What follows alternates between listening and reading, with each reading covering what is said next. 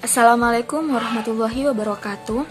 Saya Nurul Ilmi Fitrianti dengan NPM 720221421 ingin menjelaskan apa itu pengertian inflasi. Inflasi adalah proses kenaikan harga-harga umum secara terus-menerus. Sedangkan kebalikan dari inflasi adalah deflasi, yaitu penurunan harga secara terus-menerus. Akibatnya daya beli masyarakat bertambah besar sehingga pada tahap awal barang-barang menjadi langka. Akan tetapi pada tahap berikutnya jumlah barang akan semakin banyak karena semakin berkurangnya daya beli masyarakat. Sedangkan lawan dari inflasi adalah deflasi, yaitu manakala harga-harga secara umum turun dari periode sebelumnya atau nilai inflasi minus. Akibat dari inflasi secara umum adalah menurunnya daya beli masyarakat karena secara real tingkat pendapatannya juga menurun. Tujuan jangka panjang pemerintah adalah menjaga agar tingkat inflasi yang berlaku berada pada tingkat yang sangat rendah. Yang kedua, jenis-jenis inflasi. Jenis-jenis inflasi menurut sifatnya dikategorikan menjadi 4 kategori utama, yaitu inflasi merayap atau rendah, yaitu inflasi yang besarnya kurang dari 10% per tahun. Yang kedua, inflasi menengah, besarnya antara 10 sampai 30% per tahun. Yang ketiga, inflasi berat, yaitu inflasi yang besarnya antara 30 sampai 100% per tahun. Dan yang keempat, inflasi sangat tinggi, yaitu inflasi yang ditandai oleh naiknya harga secara drastis hingga mencapai 4 digit atau bisa di atas 100%. Jenis inflasi berdasarkan sebabnya. Yang pertama, demand pull inflation. Inflasi ini timbul karena adanya permintaan keseluruhan yang tinggi di satu pihak. Di pihak lain, kondisi produksi telah mencapai kesempatan kerja penuh atau full employment. Akibatnya adalah sesuai dengan hukum permintaan. Bila permintaan banyak sementara penawaran tetap, maka harga akan naik. Yang kedua, cost push inflation. Inflasi ini disebabkan turunnya produksi karena naiknya biaya produksi. Atau naiknya biaya produksi dapat terjadi karena tidak efisiennya perusahaan. Nilai kurs mata uang negara yang bersangkutan jatuh atau menurun, kenaikan harga bahan baku industri, adanya tuntutan kenaikan upah dari serikat buruh yang kuat dan sebagainya. Berdasarkan asalnya, inflasi dibagi menjadi dua, yaitu pertama, inflasi yang berasal dari dalam negeri atau domestic inflation, yang timbul karena terjadinya defisit dalam pembiayaan dan belanja negara yang terlihat pada anggaran belanja negara. Untuk mengatasinya, biasanya pemerintah mencetak uang baru. Yang kedua, inflasi yang berasal dari luar negeri. Karena negara-negara yang menjadi mitra dagang suatu negara mengalami inflasi yang tinggi, dapatlah diketahui bahwa harga-harga dan juga ongkos produksi relatif mahal, sehingga bila terpaksa negara lain harus mengimpor barang tersebut, maka harga jualannya di dalam negeri tentu saja bertambah mahal. Perkenalkan, nama saya Devianti Sri Agustina. Saya akan menjelaskan tentang dampak inflasi. Inflasi pada umumnya memberikan dampak yang kurang menguntungkan dalam perekonomian. Akan tetapi, sebagaimana dalam salah satu prinsip ekonomi bahwa dalam jangka pendek ada trade-off antara inflasi dan pengangguran, menunjukkan bahwa inflasi dapat menurunkan tingkat pengangguran, atau inflasi dapat dijadikan salah satu cara untuk menyeimbangkan perekonomian negara, dan lain sebagainya. Secara khusus dapat diketahui beberapa dampak baik negatif maupun positif dari inflasi adalah sebagai berikut. Dampak negatif. 1. Bila harga secara umum naik terus-menerus, maka masyarakat akan panik, sehingga perekonomian tidak berjalan normal. Karena di satu sisi ada masyarakat yang berlebihan uang memborong, sementara yang kekurangan uang tidak bisa membeli barang, akibatnya negara rentan terhadap segala macam kekacauan yang ditimbulkannya. 2. Sebagai akibat dari kepanikan tersebut, maka masyarakat cenderung untuk menarik tabungan guna membeli dan menumpuk barang sehingga banyak bank terus akibatnya bank kekurangan dana berdampak pada tutup atau bangkrut atau rendahnya dana investasi yang tersedia. 3. Produsen cenderung memanfaatkan kesempatan kenaikan harga untuk memperbesar keuntungan dengan cara mempermainkan harga di pasaran. Dampak positif. A. Masyarakat akan semakin selektif dalam mengkonsumsi. Produksi akan diusahakan seefisien mungkin dan konsumtifmi dapat ditekan. B. Inflasi yang berkepanjangan dapat menumbuhkan industri kecil dalam negeri menjadi semakin dipercaya dan tangguh.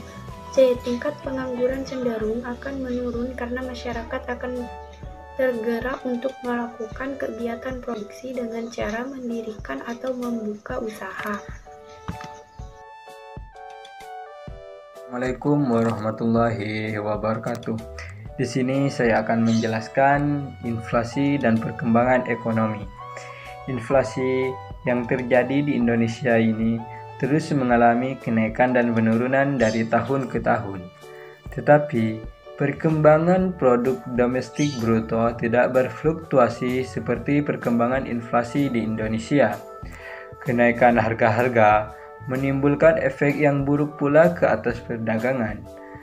Kenaikan harga menyebabkan barang-barang negara itu tidak dapat bersaing di pasar internasional, maka ekspor menurun. Sebaliknya, harga-harga produksi dalam negeri yang semakin tinggi sebagai akibat inflasi menyebabkan barang-barang impor menjadi relatif murah, maka lebih banyak impor akan dilakukan.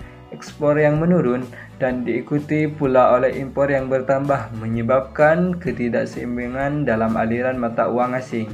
Kedudukan neraca pembayaran akan memburuk. Dan penelitian ini menyimpulkan bahwa inflasi berpengaruh negatif dan signifikan terhadap pertumbuhan ekonomi di Indonesia. Jika inflasi naik, maka pertumbuhan ekonomi akan turun. Dan sebaliknya, jika inflasi turun, maka pertumbuhan ekonomi akan naik. Assalamualaikum warahmatullahi wabarakatuh. Nama saya Muhammad Rahman dan saya akan melanjutkan presentasi dari teman saya. Inflasi dan kemakmuran masyarakat. Inflasi akan mengurangi nilai kekayaan yang berbentuk uang. Sebagian kekayaan masyarakat disimpan dalam bentuk uang, simpanan di bank, simpanan tunai, dan simpanan dalam institusi keuangan lain merupakan simpanan keuangan. Nilai realnya akan menurun apabila inflasi berlaku, memperburuk pembagian kekayaan. Telah ditunjukkan bahwa penerima pendapatan tetap akan menghadapi kemerosotan dalam nilai real pendapatannya, dan pemilik kekayaan bersifat keuangan mengalami penurunan dalam nilai real kekayaannya. Akan tetapi pemilik harta-harta tetap, tanah, bangunan, dan rumah dapat mempertahankan atau menambah nilai real kekayaannya.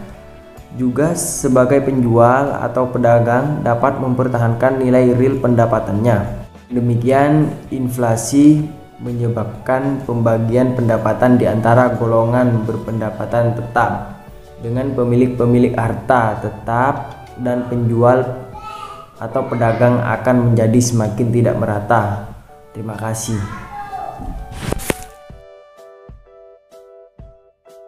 Cara mencegah inflasi. Kebijakan moneter. Sasaran kebijakan moneter dicapai melalui pengaturan jumlah uang beredar. Bank sentral dapat mengatur uang giral melalui peralatan moneter. B. Kebijakan fiskal. Kebijakan fiskal menyangkut pengaturan tentang pengeluaran pemerintah serta perpajakan yang secara langsung dapat mempengaruhi permintaan total, dan dengan demikian akan mempengaruhi harga. Inflasi dapat dicegah melalui penurunan permintaan total. Kebijakan fiskal yang berupa pengurangan pengeluaran pemerintah serta kenaikan pajak akan dapat mengurangi permintaan total, sehingga inflasi dapat ditekan. C. Kebijakan berkaitan dengan output. Kenaikan output dapat memperkecil laju inflasi. Kenaikan jumlah output ini dapat dicapai misalnya dengan kebijaksanaan penurunan bea masuk sehingga impor cenderung meningkat. Bertambahnya jumlah barang dalam negeri cenderung menurunkan harga. D. Kebijakan penentuan harga dan indexing. Ini dilakukan dengan penentuan harga serta didasarkan pada indeks harga tertentu untuk gaji ataupun upah. Gaji atau upah secara real tetap. Kalau indeks harga naik, gaji atau upah juga dinaikkan. Assalamualaikum warahmatullahi wabarakatuh. Saya Fitria Citra. Saya akan melanjutkan presentasi dari teman saya, yaitu pengertian pengangguran dan jenis-jenis pengangguran. Pengertian pengangguran. Pengangguran atau orang yang menganggur adalah mereka yang tidak mempunyai pekerjaan dan sedang tidak aktif mencari pekerjaan. Kategori orang-orang yang menganggur biasanya mereka yang tidak memiliki pekerjaan pada usia kerja dan masa kerja. Usia kerja biasanya usia yang tidak dalam masa sekolah tetapi di atas usia anak-anak relatif 6-18 tahun, yaitu masa pendidikan dari SD sampai tamat SMU. Sedangkan di atas usia 18 tahun namun masih sekolah dapatlah dikategorikan sebagai pengangguran, meski dalam hal ini masih banyak yang memperdebatkannya. Jenis-jenis pengangguran. Jenis-jenis pengangguran dibedakan menjadi A. Berdasarkan penyebabnya. Penyebab terjadinya, yaitu pengangguran friksional, pengangguran konjungtural, pengangguran struktural, pengangguran musiman, pengangguran siklikai, pengangguran teknologi, dan pengangguran siklus. B. Berdasarkan dirinya, yaitu pengangguran terbuka, pengangguran tersembunyi, pengangguran bermusim, dan setengah penganggur. Akibat pengangguran. Pengangguran memiliki dua akibat, yang pertama bagi perekonomian Indonesia dan yang kedua bagi masyarakat Indonesia. Bagi perekonomian Indonesia, pengangguran dapat menurunkan pendapatan per kapita, menurunkan pendapatan pemerintah yang berasal dari pajak, dan yang terakhir adalah dapat meningkatkan biaya sosial yang harus dikeluarkan pemerintah. Sedangkan akibat terhadap masyarakat adalah bisa menjadi beban psikologis dan juga beban psikis. Yang kedua adalah dapat menghilangkan keterampilan karena sudah lama tidak dipakai untuk bekerja. Yang terakhir adalah menimbulkan ketidakstabilan sosial dan politik seperti meningkatnya tindak kriminalitas. Hubungan antara inflasi dan pengangguran. Sudah diketahui bahwa jika inflasi terlalu tinggi, maka masyarakat cenderung tidak ingin menyimpan uangnya lagi, tetapi akan diubah dalam bentuk barang, baik barang yang siap dipakai atau harus melalui proses produksi. Sementara pengangguran adalah orang yang tidak bekerja dan sedang mencari pekerjaan.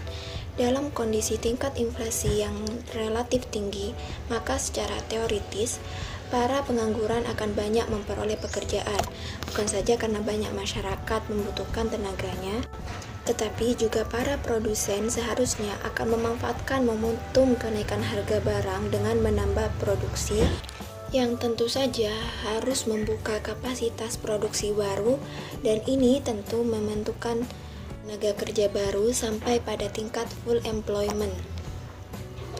Sampai sebegitu jauh agaknya inflasi yang tinggi banyak memberikan dampak yang negatif daripada positif bagi suatu bangsa dalam perekonomiannya. Sederhananya saja karena banyak negara yang mengelola ekonominya tidak efisien, hambatan investasi, dan masih tergantung sangat besar pada bahan baku impor. Kenyataannya, inflasi yang relatif tinggi membuat masyarakat hidup berhemat, banyak PHK, dan penurunan jumlah produksi sehingga terjadi kelangkaan barang di pasar, dan ini justru akan menjadi inflasi yang sudah tinggi menjadi lebih tinggi. Profesor A. W. Phillips dari London School of Economics pada tahun 1958, Inggris meneliti data dari berbagai negara mengenai tingkat pengangguran dan inflasi. Secara empiris, tanpa didasari teori yang kuat, ditemukan suatu bukti bahwa ada hubungan yang terbalik antara tingkat inflasi dan pengangguran. Dalam artian, apabila inflasi naik, maka pengangguran turun. Sebaliknya, apabila inflasi turun, maka pengangguran akan naik.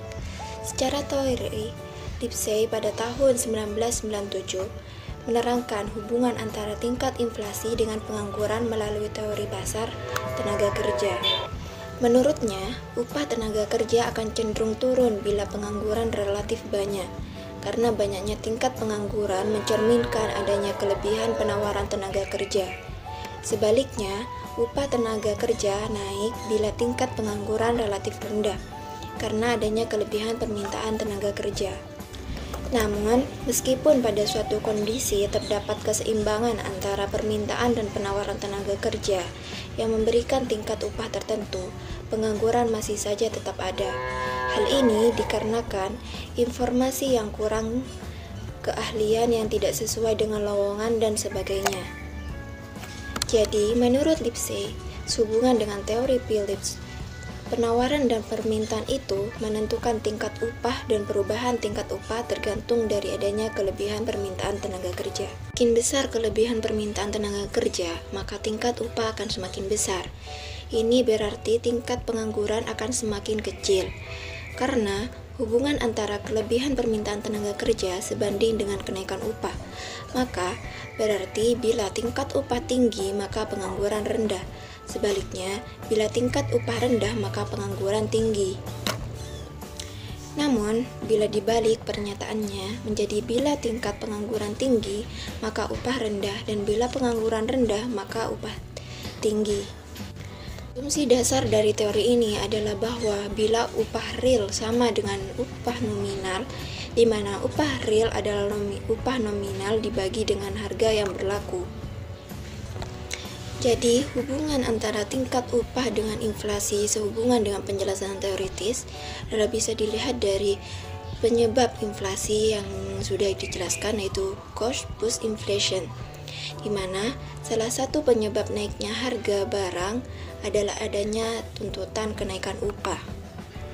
Sehingga, untuk mengatasi biaya produksi dan operasi, maka harga produk dijual dengan harga relatif mahal dari sebelumnya. Artinya, manakala upah tinggi, maka tingkat inflasi tinggi, dan sebaliknya.